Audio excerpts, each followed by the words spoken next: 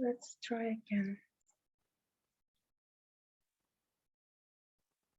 Okay, thank you again, everyone, for joining us. Today, we will talk about the registration process for registration volunteers and captains. So in our agenda, we will talk about the registration area setup first. And then we will talk about the table layout and volunteer duties, captain duties, and some important reminders. So for the registration area setup, it's really important that this area, if this area is like far from the entrance, you need to have some signage to direct people to this area in case they miss the greeters at the parking lot or the entrance, and have proper signage so it's easy to spot. Allocate a wider space for registration area so it's not too close to others, like food or info booth, to avoid congestion. Please remind your attendees about check-in and self-screening. This is new this year, so because of COVID, we decided to do a self-screening, and at the same time, like, they will do the check-in. So the link will be emailed to all registered participants 24 hours before the event. We will also send a text message, but if people miss it or if they register after the link is sent out, then we will have a signage available at the walk location with a QR code, so they can always scan the QR code. It will be a very quick form. They are just going to enter their first name, last name, email, and then they will confirm that they don't have any COVID-like symptoms. That's everything. Like, they don't need to provide too much information. So it's also a good way for us to know like how many people actually attend the walk. Also, we highly recommend your registration volunteers to wear a mask and face shield, as this will be a busy area. We are sending face shields and masks in your registration shipments. The quantity for face shields is based on the volunteers.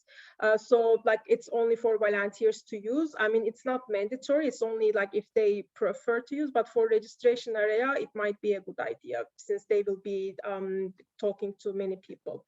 And you will receive like some additional masks to give to your participants in case they want. And have hand sanitizers available on the table, and make sure to have plenty of pledge forms available. So in terms of setup, the registration area, like the table, you will have chairs for your volunteers, and then you will have greeters if you have enough people. Your greeters can have a pledge form with them, and when they greet your participants, like attendees, they can ask, oh, have you filled out the pledge form? Like, do you need one in case they are submitting any offline money? Also, this is a good area to greet your participants and welcoming them and thanking them. It's very important to thank them and be patient. So to remind your greeters in that area to always be patient with the participants and thank them and be helpful. Also, you will need to have a signage which shows us the registration area. Same with you, it would be a good idea to have the social distancing sign as well. We provided the template to your staff partner, so it might be a good idea to keep one in this area. Also, it needs to have a secured layout, which is like you have two separate sections in the registration area. One is the front, where your registration volunteers receive the offline money or the pledge forms from the participants. And at the back, you should have another area for the money count. That's where the registration captain sits with other people who are helping count the money. And this area should be secure because there will be money counting there.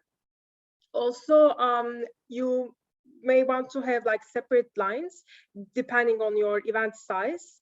You may have like different line for online only, like people who are only raising money online and not submitting anything offline.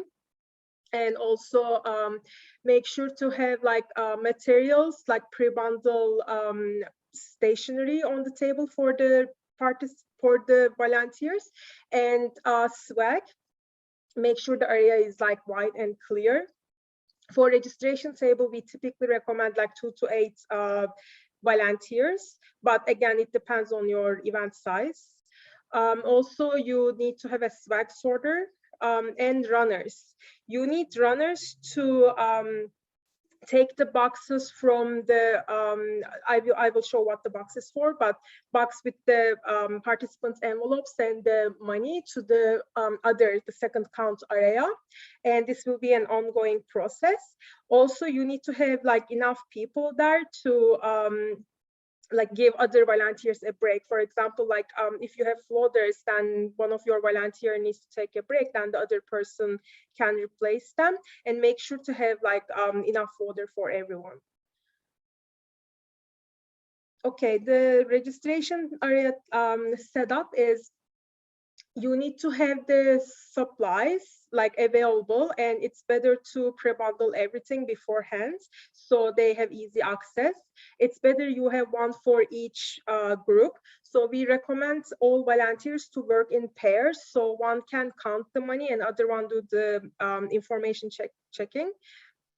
So if each pair has their own bundle, that will be very easy for them. Also, the tally area is like where the money is counted. And then if you are handing out prizes, then the prizes should be at the back as well. And here you need to have a box, like some sort of banker box, where once the registration volunteer fills out the verification form and takes the money and the pledge form, the envelope goes in that box. And then when that box is about to get full, then it needs to be taken to the count area, like tally area, where the registration captain will count the money. And yeah, that's for the registration table.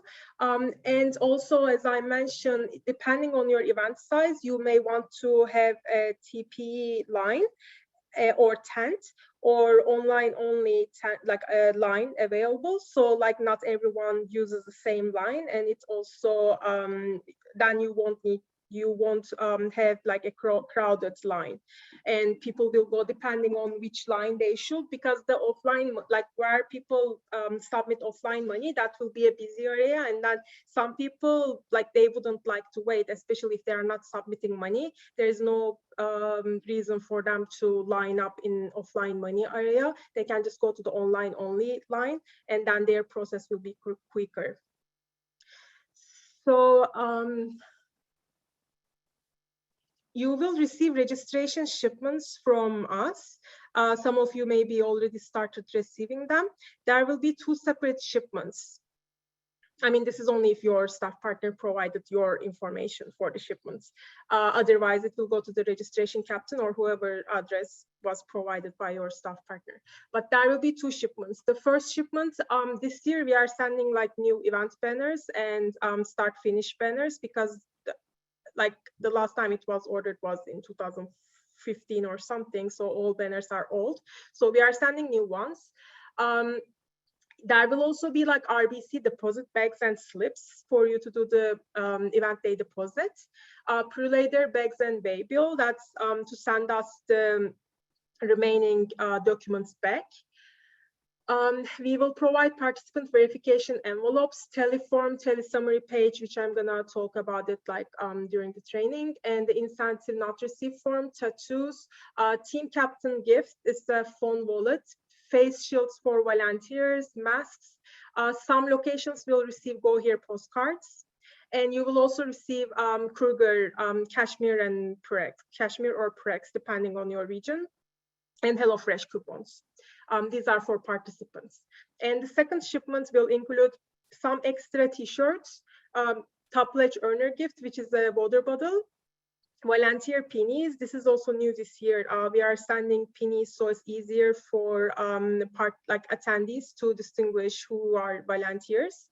And we will also provide volunteer lanyards, name tags, and tag holders. And tracking numbers will be provided to your staff partners. So if you don't receive your package next week, then you can contact your staff partner or us to find out the status of the package. As I mentioned, we recommend everything to be pre-bundled beforehand. So you can, like, your volunteers can have easy access during registration. So some required supplies are the instructions, which is registration captain and also registration volunteer pair instructions. We will provide you this document. Extra pledge forms. These were not sent by us. You will need to print them beforehand. Pens, yellow highlighters, calculators, scrap paper, banker's boxes, and hand sanitizer. And also we recommend like using gloves for people especially handling money, like the money counters. You can have coin rollers, elastics, tape, whiteout, and paper clips, and all those. And again, none of these items will be mailed, so they need to be purchased locally, or you may already have some in stock, so you can talk to your Gutsy chair or your staff partner to find out where you can get these items. So registration process flow chart is participants checks in, they come to the registration area, and then the registration volunteer welcomes the participants. If they are submitting offline money, they check the info and then count the monies. And then the box, like I said, where the forms and money goes, those boxes go to captain and counting team, and then over there they double check the money and prepare the forms and counts the inventory. And then once the RBC bag is ready for deposit, then it will be deposited to the RBC on the day of. And some tips, based on your events, be sure to assess the needs of registration volunteers, like how many people are you expecting? Have you surpassed goals of participant attendance? What experience does your registration team have? Are you expecting more offline monies? Like if you're expecting more offline monies, then you may want to have more people handling registration. And we always recommend, as a captain, having a co-pilot. So that allows you to be available for troubleshooting. So the night deposit banking process, like registration captain will pick up the bank deposit key from RBC branch a few days before walk, because the deposit will be made on a Sunday. So not every bank will be open, or like it might be late in the day. To do the deposit, you need a key, and you need to have the authorization letter. When you go to the bank, you show the authorization letter and then they give you the key. If you don't have that, please contact your local staff partner and they will send you a copy of the letter, which you can use to pick up your key before the event day. Ensure that staff have been provided with details of the local RBC branch you are planning to deposit the money to. And as a captain, you will be preparing the money deposits, like the bag and the forms and everything. For security, always have 2 people in registration tent at all times when handling money. And please do not leave money unattended. And again, like having a co-pilot is highly recommended. So we will first start with the registration volunteer duties. So always have like greeters, and so they can greet participants and thank them for supporting Gutsy Walk. If participant is a top pledge earner, and if you have a separate line or tent for them, then they should direct them to the appropriate location. Also in this, you may want to tell the greeters to remind people about the check-in and self-screening process. If they haven't completed the self-screening and check-in, then they can just tell them, okay, you can find the QR code over there and please scan and fill out the form. It's a very quick form. And like, hopefully they will be understanding about it, because it's for everyone's safety that this is something we are doing this year because of the COVID situation. So it's important to remind people about the self-screening if they haven't done it beforehand. So when they do the sign-in, like when participants go to the registration table, you will be sent a participant report on Friday or Saturday, depending on your staff partner. If they are pulling the report themselves, then you will get it after Friday. Otherwise, we will provide all these reports to your staff partners on Friday, like by Friday evening. This report will have all the information from the website. So whoever registered to that day, like most likely the report will be pulled Friday morning. So we are going to have the amount raised and the registered participant like as of Friday morning. So you will have their information, how much they raise. We are also going to provide, if they qualify to receive a shirt or top pledge earner gift. And this year we are mailing the t-shirts. So there will be another column which will show when their t-shirt was actually mailed out. So you can tell them actually your t-shirt was mailed out on this day, so it should arrive soon. Or if it's like a month before, then it means it's probably lost, and then you may want to give them a t-shirt, which we will talk about it in a bit. And then if the name is not on this report, write it down like at the back of the list and write down their email. And always remember, like this report is pulled on a Friday, and we have so many people register on a Friday and Saturday, even on Sunday. So you may have people who are not on this list. And if participants raise funds exclusively online, you can skip some of the offline money steps.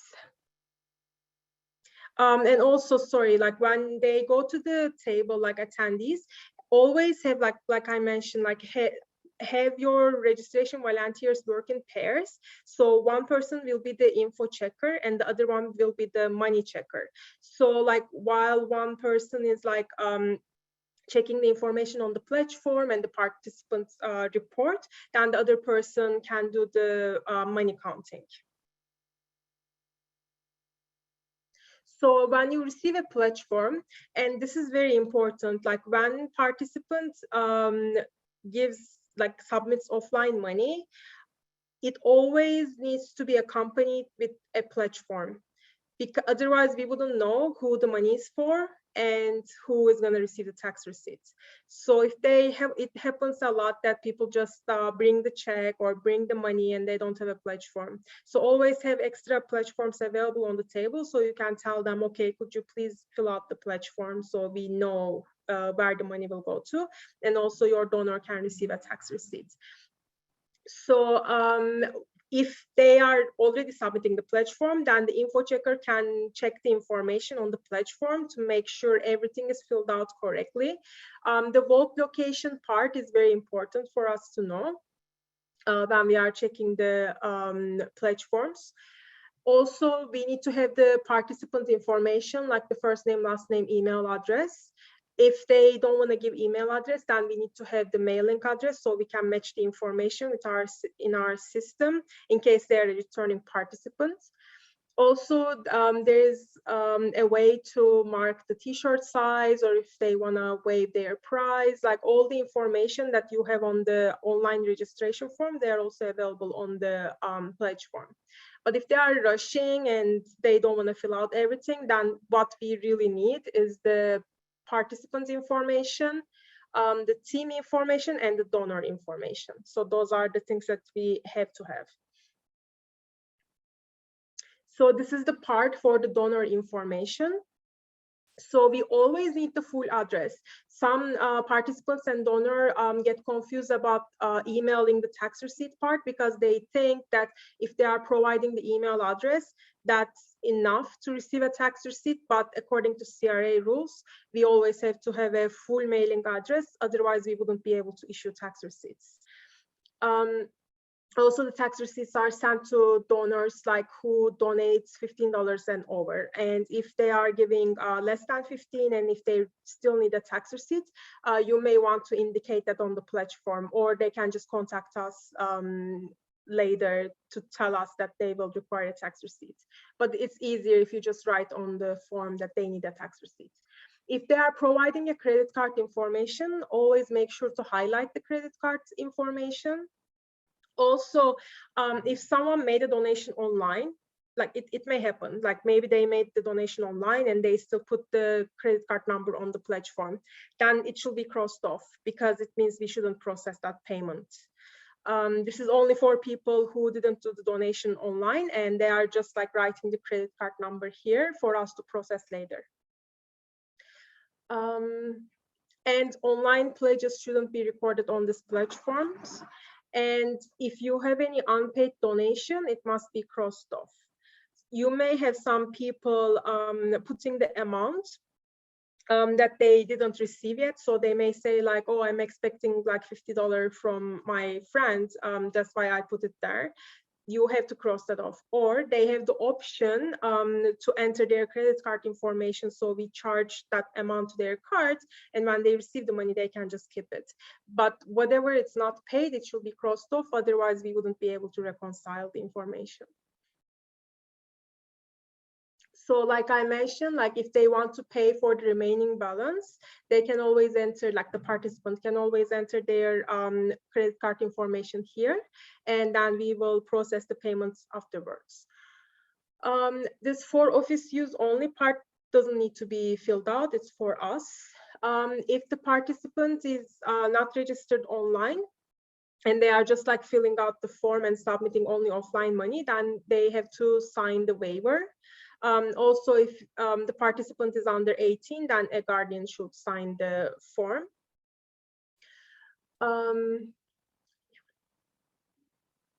About the pricing, so this year the price situation is a little bit different.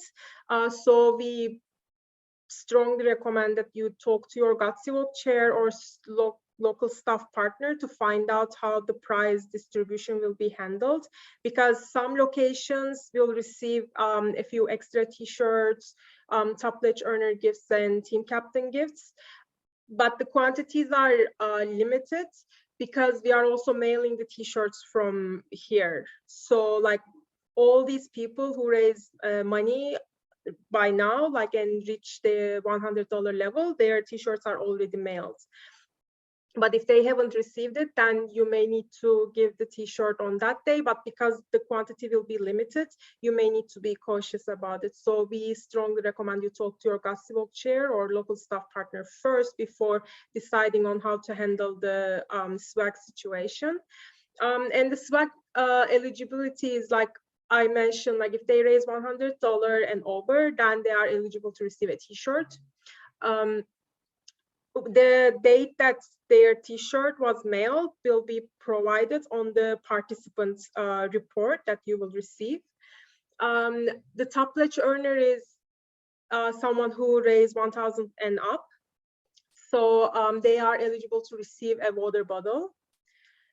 And they are not going to be mailed in advance. So like the water bottle and the team captain gift will be available for you, or maybe your staff partner already has it. So they may choose to send it locally afterwards, or if you have it available at your event, then you can give it that time. And the team captain gifts.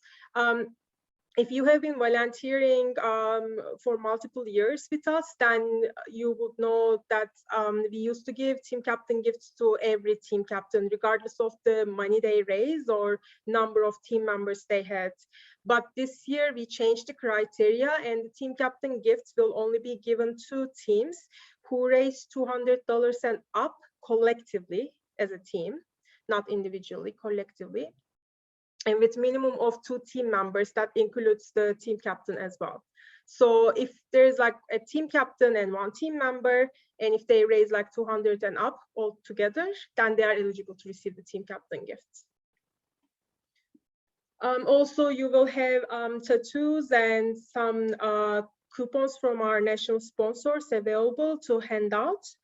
If you think that having coupons will cause crowd in the registration area, then you can choose to have them available like at the info booth or another area. But we recommend that you have them at the registration area. So like when you have a participant comes to the table, then they can just pick their coupon from there.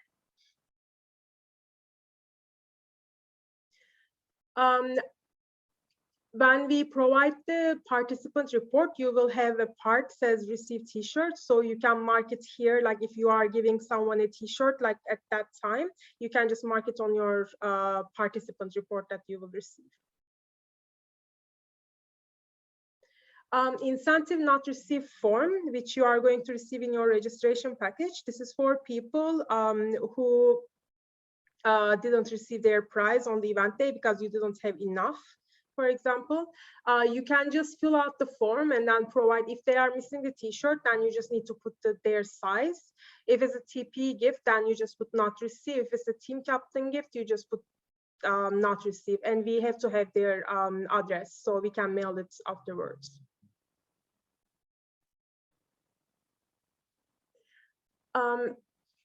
So the verification form, this form, this is an old print screen because I don't have any picture of the new one, but the form is printed on the envelope. So there is no separate form. You are going to receive envelopes, and envelope will have this information. So when you receive the pledge form and the money, you need to write down the participant name and the team name. Then you need to put you meaning registration volunteer. They have to, like, because you had a money counter and info checker, so the money counter can actually put the information here. They need to put by denomination and then the cash total. Credit card total means if they put any credit card number on the form, it's not what they submitted online, what they did online. And then you will put the check amount and then how many checks received, and then the total of offline money that you are putting in the envelope. If coins are submitted, then they can just put yes here, like Y. And then the online total will come from the participant report that you will have beforehand. So then you can see like how much the total raises for that participant. So the very important part is it needs to be initial. So the participant should put their initial and then the volunteer will put their initial, because then if there is any discrepancy, we can send a copy of this form to the participant and say, there is a discrepancy, but this amount was confirmed by you. Do you remember what happened here? Like, so it's important that the participant puts their initials, so they are confirming that this amount is correct.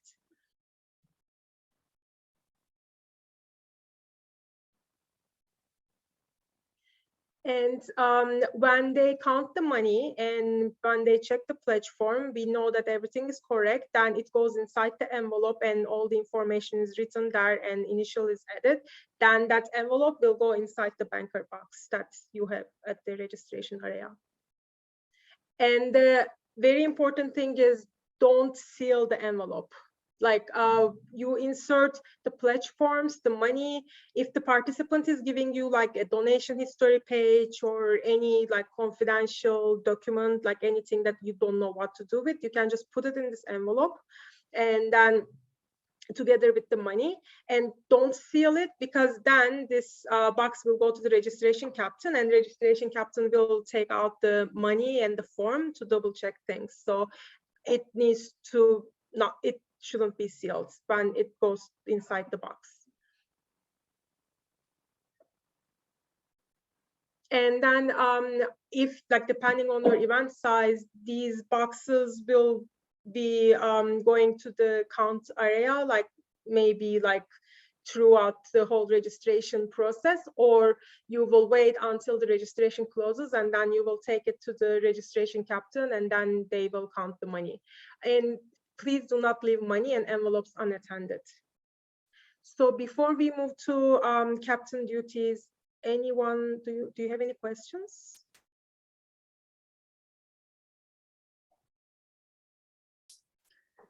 I have a question. How strict are you about the check-in and the self-screening? We have to be strict because of the COVID situation. We have this like COVID safety guidelines, and then this is also submitted to the parks. So we are promising everyone that we are going to check if people have any symptoms or not. But again, this is self-screening, so we wouldn't be able to monitor. So it's just a self-screening that people will need to fill it out and then confirm that they don't have any symptoms. So it is strict, but we won't be able to monitor it. I don't know if that answers your question. So it's a strict recommendation. Strict recommendation, let's go. Okay. Thank you. I have a question. If Sure. somebody only has online amounts, do you still want them to have an envelope with the No. online amount at the bottom? Thank you for reminding that. For people who are not submitting offline money, you do not need to use that envelope. It's only for people submitting money. Like otherwise, you don't need to write anything on the envelope if it's just online. It doesn't need to be used. So the envelopes are just if there's any outstanding, and any if there's put on Visa or cash or checks submitted. Yeah, if they're submitting cash, check, or if they put the credit card number on it to be processed later, then it goes in the envelope. Okay. Great question. Thank you. I have a question with, this is Matthew from Vancouver. I have a question regarding the t-shirts. Are they going to be, is there a cutoff date that they'll stop being sent from Toronto? Because like if someone reaches $100 2 days before the walk, you know, that shirt's not making it to Vancouver by the weekend. So just wondering how we approach that. Great question. The cutoff would be like 24th. So because if we are sending the file to our vendor on the 24th, it wouldn't be sent until the 25th. And that will be the last week. So next week is the last week to send t-shirts. After that, people are gonna receive it on the event day, or we will just mail it afterwards because it wouldn't arrive on time. But if there is any special requirement, then I recommend that you contact your staff partner or us, and we see how we can fulfill that. But anyone who reaches the level or registers like after the morning of 24th, then they wouldn't be able to receive it for the event day. Okay, so basically if it's not being sent next week, someone comes to the walk and we run out of a certain size of shirt, we'll just note that and then you'll send it to them after the walk. Exactly, that's why you will receive an incentive not received form. So we are just gonna go through all this information and then we will send people their prizes after. Okay, thank you very much. This is Sally. I have a question going back to the COVID again. Sure. So if we have someone who refuses to complete the self-evaluation or doesn't have a phone to access the QR code, what should we do? Great question. Then we should be able to create a printable form in which you can just print, like you can have the printouts there. And if someone doesn't have a phone to scan the QR code, then they can just fill out the form. But Okay. if they refuse, then like, Well, do we say they can't walk? I mean, there's probably people there who are going to be concerned if someone hasn't done the self-assessment also. Exactly. So it has to be like confirmed because it's for like our community's safety. So I can't imagine someone refusing. I mean, I understand if they don't have a phone, but if they just need to fill out, maybe if they say, I don't want to put my like all information like first name, last name, email, I don't want to provide my email, then just put the first name and initial and just confirm that you don't have the symptom and sign it or initial it. I mean, because I'm not sure what would be the reason that they would refuse. Yeah, well, there are people, but okay, that's a good suggestion. We could print off some forms if they don't have the QR code and also offer them a limited information collection. And if that isn't okay, then I guess they just maybe can't walk. I don't know. I hope it doesn't happen. Yeah, I hope so, because it would be really inconsiderate of those people. Like, I mean, it's for everyone's safety. So yes, they shouldn't come. It's just like, I don't know how to tell someone then don't join the walk, but. Yeah. Well, you're right. Probably the fact that it is a walk that's health related there won't be people who are that strongly feeling in that way. So, okay, thank you. Thank you for asking. It's a great idea to have a printable version, so we will create that as well and we can share that. Okay. It's just to add on this one, there are many families joining the walk. Mhm. And so do we need to have a form completed for all the family members as well? No, again, great question. We will have an option for families so they can say like, they can put their name, and then there can be an option where it says like how many people you are filling out the form for. And if they say 4 and it's the same house, if it's the same household, then they can confirm as a household that they don't have the symptoms. Okay. So yeah, families, they don't have to fill out like one by one.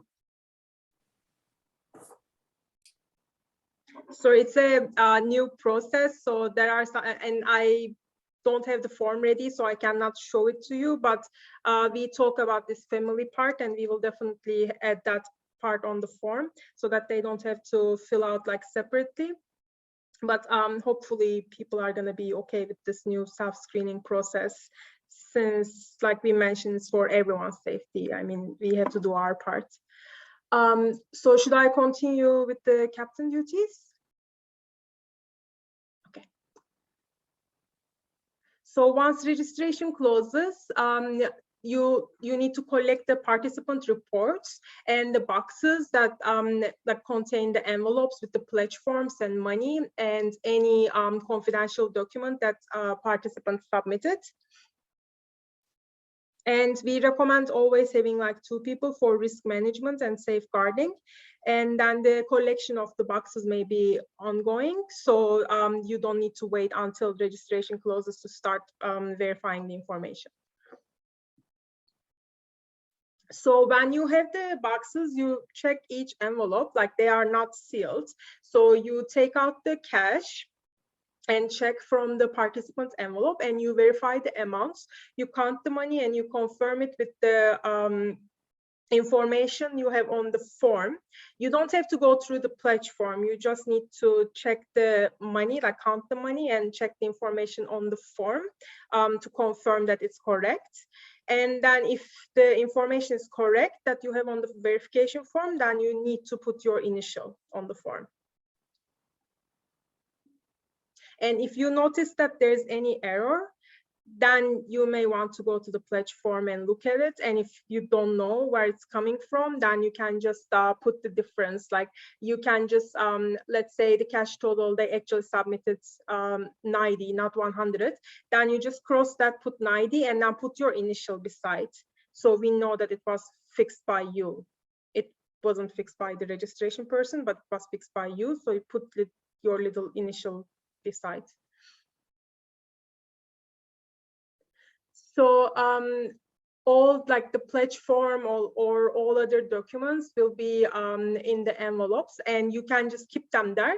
All you are taking out is the money, because that will go in the RBC deposit bag. So you can move the other thing, you can keep the other things in the verification envelope, and that will be sent to us after. So as you check each envelope and verify the money, you will need to enter the information on the participant tally page. You are going to receive this tally page in your registration shipment, but we will also provide the electronic copy, and we will provide electronic copy for you to use on your laptop, or a copy that you can print. So if you don't have enough, you can just print it. Or if you choose to use a laptop, then it will just be available for you.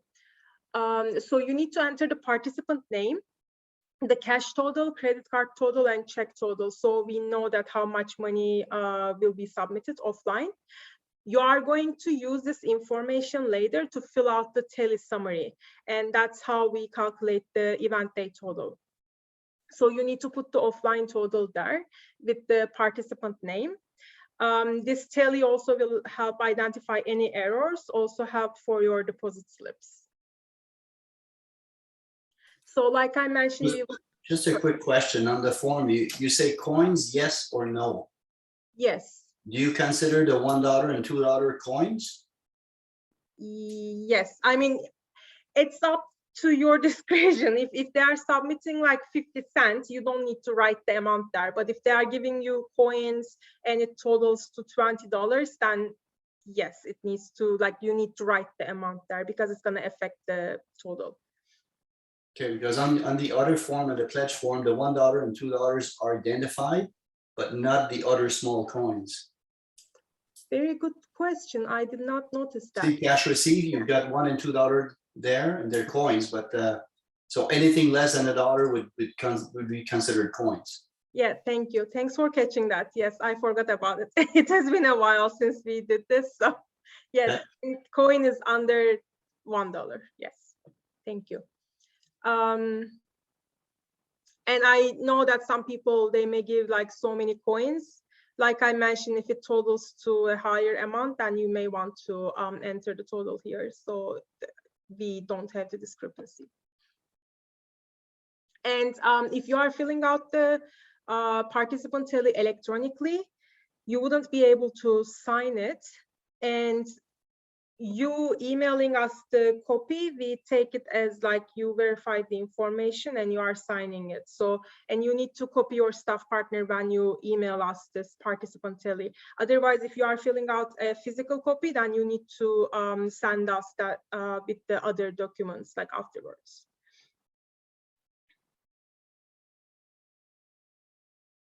So once the monies are verified, separate the cash, coins, and the check into groups by denomination. And then when you have all the totals available, you will put your name. You need to have a witness signature. And as I mentioned, if you are doing it electronically, then you wouldn't be able to do the signature, but add your name and the witness name, and just email this form to your local staff partner. And then we take it as like you verify this information and everything is good. So about completing the bank deposit slips, you are going to put the denominations here, like after, because you will have all the totals on this form. So you will know how much cash, how much check you are submitting. So you are gonna enter the denominations here, like how many $20, how many $10 you are submitting. You need to enter the check separately, and please don't enter the credit card ones on this deposit slip. So the credit card will be processed by us, so it's not going to go like, it doesn't need to be logged on the deposit slip that will go to the bank, like that will be deposited in the bank. So this is a tally summary. So the information you have. Sorry, Yeah. I have another question. If you go back to the slide, on this one, it says anything less than $5 is coins.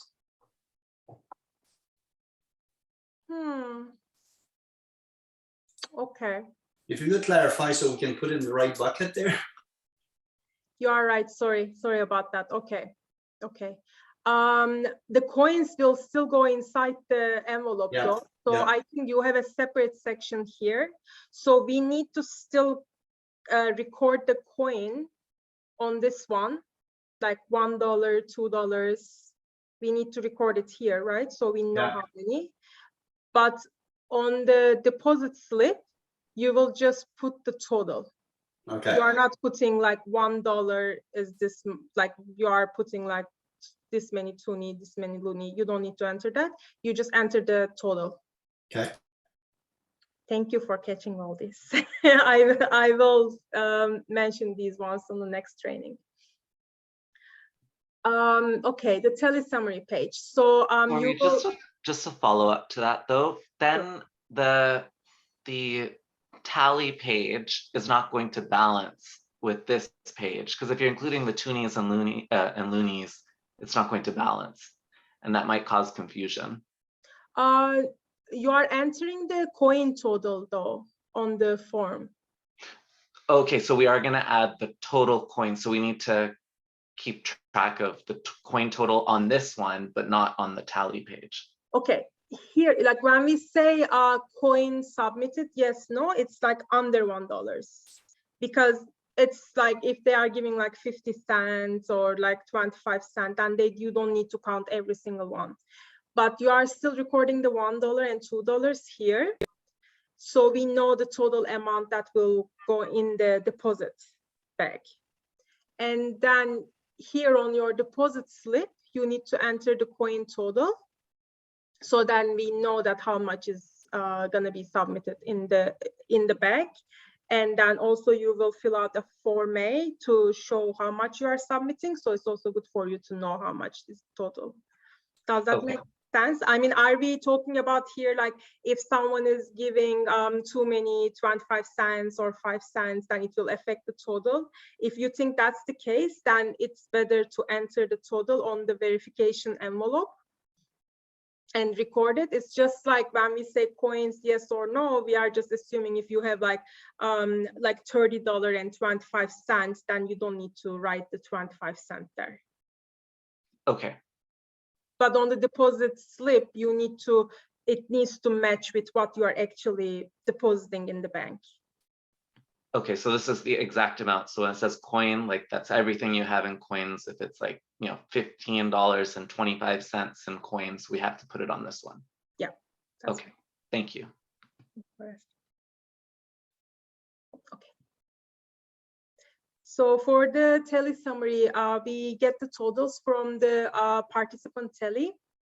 So you will know the total cash amount, check amount, credit cards. The other dollar receive is up to you. If there is any like barbecue, or if you are also collecting money through silent auction or anything like on the event day, then you would want to enter it here, because this tally is also one for us to know how much that location raised, and two for the MC to announce everyone how much in total that location raised.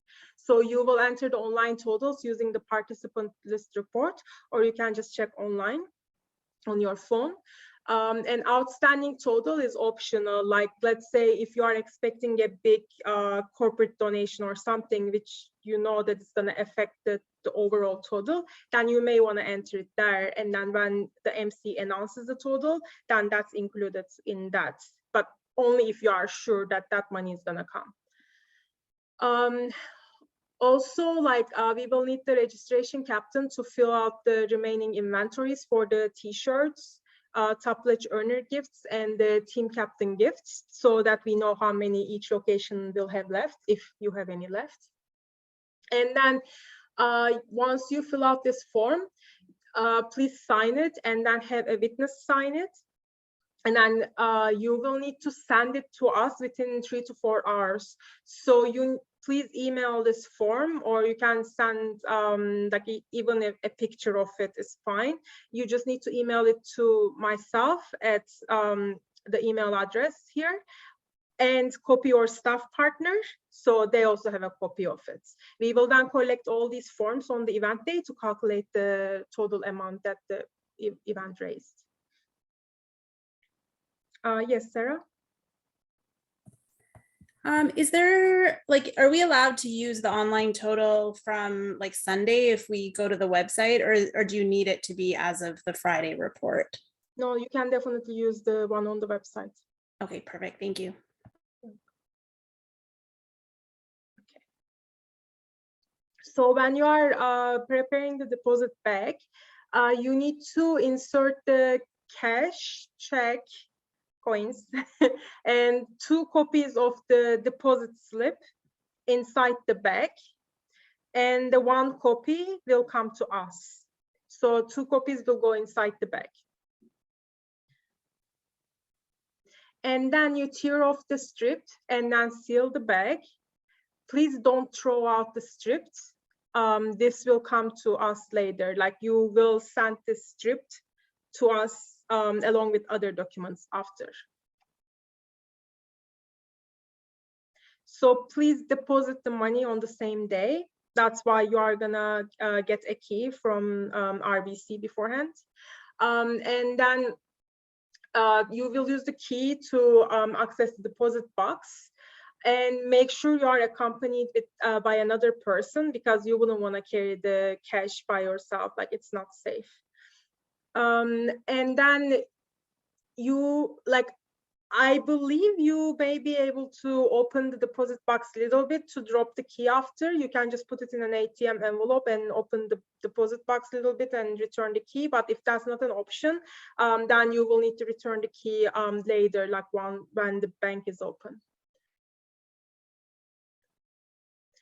And what to do like post walk if you receive new monies and also items to be mailed back to Toronto office.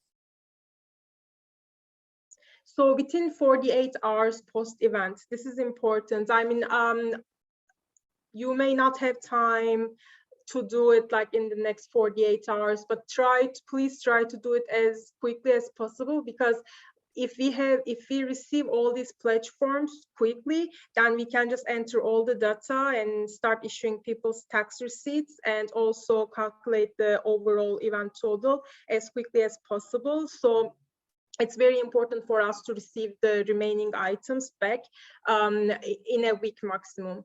So the items you will send us back is the participant envelopes. And inside there will be like pledge forms or any confidential documents that participants submitted, like donation history page, participant teleform, like the original, tele summary page, the original, which you email us a copy before, incentive not received form, any online, like participant online report that you use like on the event day, copy of the bank deposit slip, and the number stripped from the bank deposit back flap, and any unused RBC deposit slips, because we are trying to send like extra slips in case you need it. So if you have any unused deposit slips, please send them back to us. So in your registration shipments, you are going to receive pre-later return label, sorry, pre-later return waybill and a bag. So this pre-later waybill will have our return address, and it's like pre-filled. Sorry, not the return address, our address. So you need to fill in the pre-later slip with your return mailing address, and the two part will already have our information. So you need to drop off the bag at your local depot with the slip, and then please email the pre-later tracking number to us so we know that it's on its way. So once you deposit the money, you need to complete a Gutsy Walk Form A. We are going to share the new Form A templates with you, so you have it. You need to record the chapter name, bank deposit slip number, and then the total amounts that will be deposited.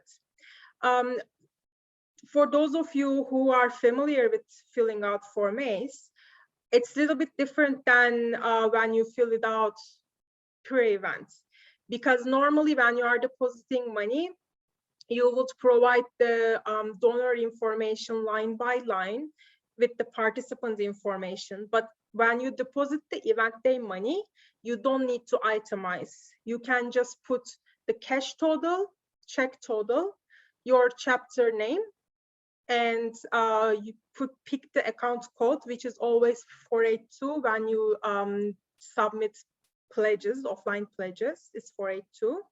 And that's it. You don't need to itemize each item. Otherwise, it will take too long. So this is like for the event day deposit. So whatever you put in the RBC bag, you have your deposit slip. So that information should match with the Form A. Because if we don't have this Form A, then we wouldn't know where the money is gonna go to. So it's very important for us to receive this like the next day. And like I mentioned, we will share the Form A copy, and we will also share the instructions on how to fill out the Form A.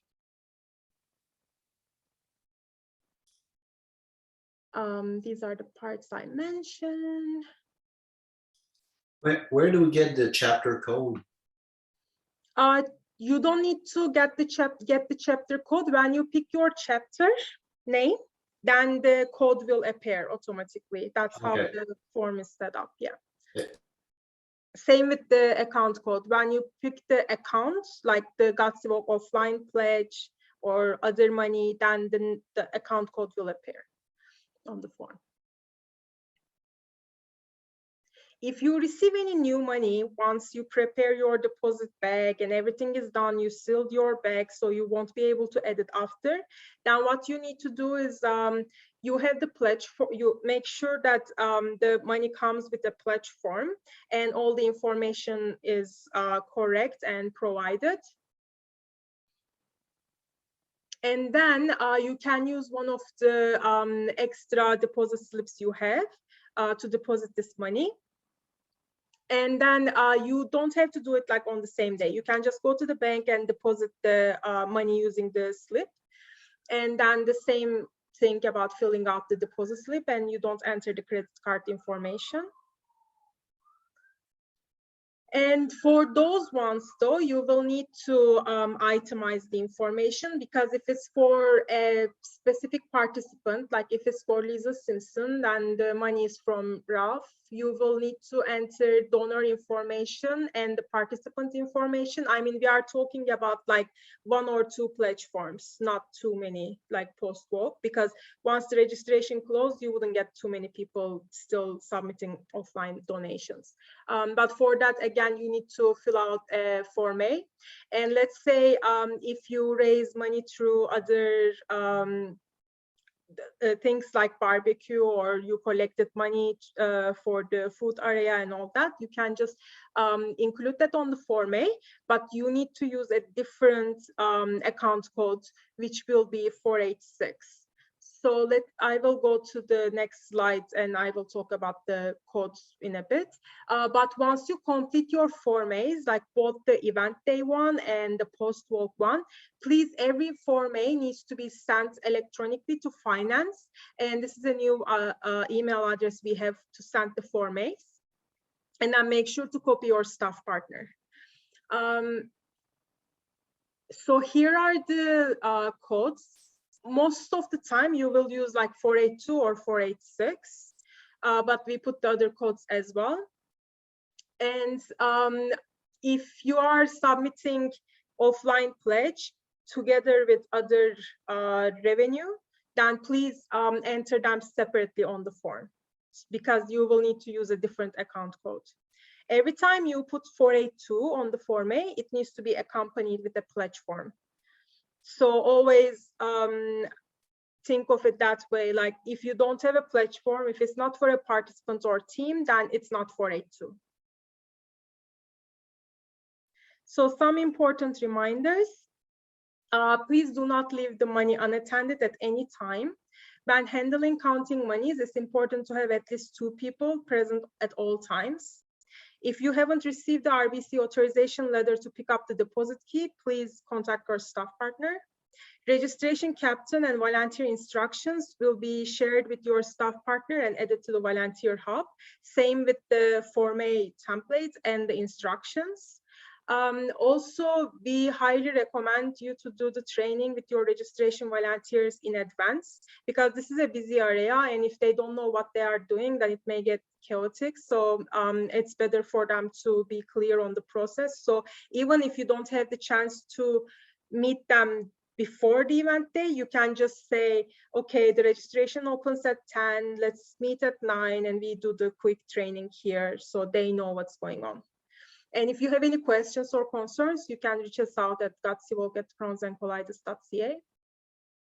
Some other reminders will be the fundraising will be open until July 11th. Registration will close after the event day, but the fundraising will continue, so people can still send their donations, like online or offline. To receive t-shirts, participants should raise like $100 and up, and it's 1 prize per participant.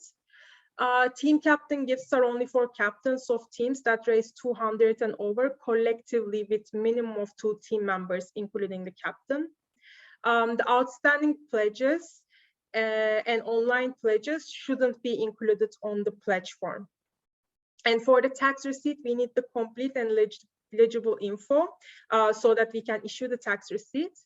And it will be for donations, $15 and up. So anyone who is giving less than that and they require a tax receipt, they need to email us, or you can just put it on the pledge form to say like they require a tax receipt. Some things about the T-shirt eligibility. It's usually there's a confusion around the team donations versus individual donations. The T-shirt and the top pledge earner gift eligibility is based on the individual money raised. So if someone is raising money as a team and there is no money appears under their individual account, then they wouldn't be eligible to receive a prize. But if they say, oh, but like as a team, we raised it, we are only 2 team members and we raised like $5,000. I mean, you can use your judgment, and then if you have enough, then you can give them the gifts. But we suggest you tell them, okay, let me just put it down on the incentive not received form. So then we'll see if they have any available. We will mail it to you later, because you want to give the gifts that you have available to people who are actually eligible based on the count. Like when we estimate the numbers, we will look at the individual money raised. So it's better to give it to people who actually reach that level individually, so that if you have extra, then you can look at the exceptions. And the other confusion is like donors. They may say, oh, I made a donation, $100 or $500. Can I get a T-shirt? T-shirts are only for participants. Same with the top pledge earner gifts. And we don't sell them. It's only for people. I mean, this year's gifts we are not selling yet. So if they make a donation, especially if they are making the donation to a participant, then it makes the participant eligible for that prize. So we cannot give it multiple times, like to multiple people. But if they say, I'm making a general donation, can I get a T-shirt? Then you can just say, okay, that's great. Do you mind filling out the pledge form? Then they will be recorded as a participant. Because it's also important for us to know these numbers when we estimate it the following year. So I mentioned that the documents will be added to the Volunteer Hub. For those of you who are not familiar with the Volunteer Hub, this is a SharePoint that we launched this year. So we are adding all the training videos and also the documents in this SharePoint, so you can access everything you need in one spot. If you don't have access to Volunteer Hub yet, please email us at gutsy@cronsandcollides.ca so we can add you to the Volunteer Hub and you will have access to all the documents. Can I ask a question? Sure, and I can't stop sharing because those are all my slides. So if we deposit the barbecue amount in with the amount or earned on site, can we use the same Form A, just coded as 486? Yep. Yeah, you can. So we don't have to do a separate one. We can put it all together if we have counted at the day of the event. Okay. Exactly. As long as you put the correct code, you can use the same Form A and same deposit bag. Sorry, I have another question. You told us to return all the deposit slips, but then on another side, you say if we get money after the walk, we need to do another deposit. So should we keep a few deposit slips just in case? That's what we meant is like once the registration closes, you are maybe getting 1 or 2 people coming, bringing money, right? And you already fill out your deposit slip and the bag is done. If that's the case, you can use the additional one. But we are assuming you are returning the items back to us the next day or 2-3 days later. In that case, you wouldn't receive any money from anyone. So that's how I mean. But if you think that you are going to get more money in the following days and you want to keep few RBC deposit slips for you, then sure, go ahead. Okay, thank you. No worries. I have a question about registration. So If a participant is registered and they're on the list, but they come with 5 friends and family member, do we take down the information for their whole group? If they are not raising money, then and if they are not submitting any offline money, you don't need to, but it would be nice maybe to write on the back of the participant report, just say this person came with 5 other friends, so that we know that, like, when we look at the count, so we know there were some additional people. But if they are not submitting anything, then you don't need to go through the whole thing. But do they not need to sign a waiver? They need to sign the they need to do the self-screening. Yes.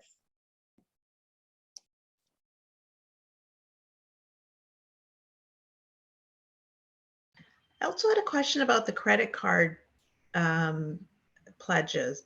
Could we not just ask them to do that online as opposed to filling it out on the pledge form, unless they're not able to do it online? That's ideal. It's just like some people, they don't feel comfortable doing it online, or for example, we have some participants who would go to their friends and family and they say, like, I'm raising money, and then some give like money or check, but some say, okay, just put my credit card information. So the difference between the pledge form credit card information and online, if someone is doing it online, they have to enter the CVV code as well.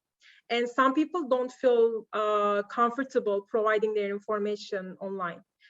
If they are filling it out on the pledge form, all we need is the credit card number and expiration date. Then we can just process it. So it's like, if they are okay to do it online, then yes, it's definitely ideal that they do it online. And we're not double checking the credit card information.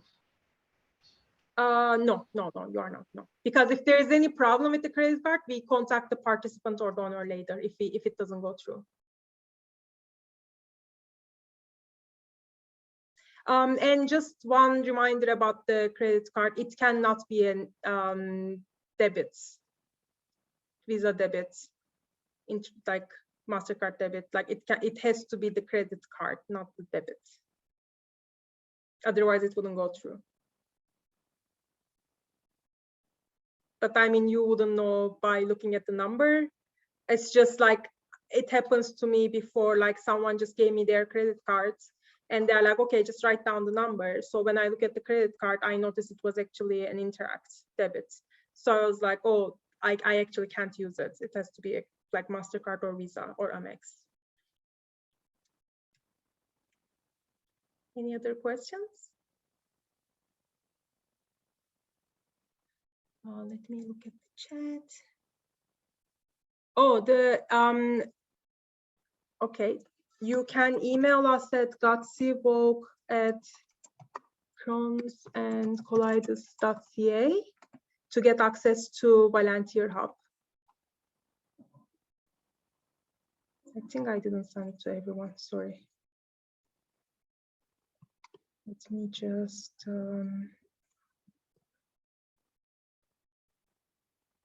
everyone here, okay. So it's the address that we have on the website. And one thing to remember about the Volunteer Hub is, like, once you are invited, the invitation may land in your spam folder, so make sure to check your spam folder. So any other questions? Kathleen, are you asking something? You're on mute.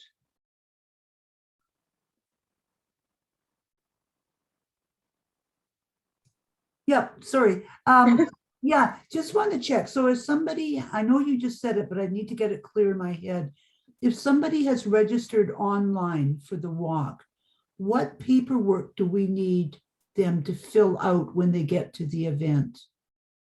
If someone registered online already, they are going to receive the self-screening check-in form, like the link, before the day. And also we will text that. But let's say if they didn't fill out the self-screening check-in form, then you just remind them, okay, like if you haven't already, can you please scan the QR code to do your self-check-in? That's all. You don't need to do anything else. The other part is about like the gift eligibility, but like I mentioned, it will be different for every location. So you need to check that part with your chair or staff partner to see how you will distribute the gifts. Okay, so basically, if they've signed in electronically, they don't need to sign in again. No, if they already filled it out the day before, then they don't have to. Yeah, okay, that's great. That saves steps. Yeah. But just to confirm, we're gonna have all the lists of people and they still need to come to the table for us to like check them off or highlight them off a list. Is that correct? Or if they do the self-check-in, will Crohn's and colitis know that they're participating in person? Great question. That again depends on your location, because some locations, for example, they give like welcome packages and things to every participant, so they would need them to go to the registration table regardless if they raise money offline or not. But if you are not gonna take any additional step or give any gift, then someone who just raise money online and you don't owe them any gift at that point, then they don't need to go to the registration desk, so you will avoid the crowd. Yeah. Okay, great, thank you. Yeah.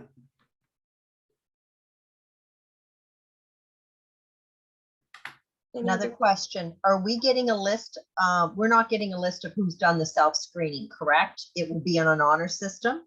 Exactly.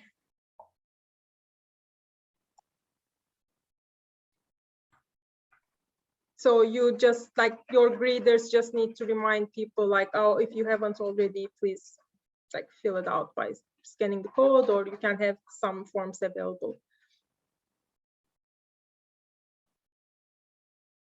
Any other questions? Okay, thank you so much for joining on a long weekend Saturday. So I hope this was helpful, but if you have any questions or after you receive the packages, if there are any concerns or you are not sure about some things, like feel free to contact us at the email I provided, or you can just contact your staff partner and they will bring the question to us. So thank you again and enjoy the rest of your long weekend. Thank you. Okay. Thank you. Bye.